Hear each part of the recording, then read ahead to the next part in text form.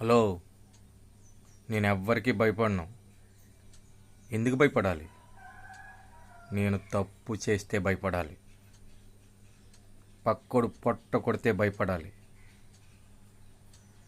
ఎదుటోళ్ళకి హాని చేస్తే భయపడాలి. ఎవరి మీదన్నా ఆధారపడితే భయపడాలి. అలాంటి చెడు పనులు నేను చేయను. మంచి చేయాలని చూస్తాను. 10 మందితో కలిసిపోవాలని చూస్తాను. నేను తినడం మానేసైనా పక్కోడికి పెట్టాలని చూస్తాను. అందరం కలిసి ఉండాలని చూస్తాను. అందులో నేనుండాలని చూస్తాను. అందుకే భయం అనేది నా హిస్టరీలోనే లేదు. ఎదిరించి ముందుకెళ్తా, బుల్డోజర్లా తొక్కుకుపోతా. అదే నా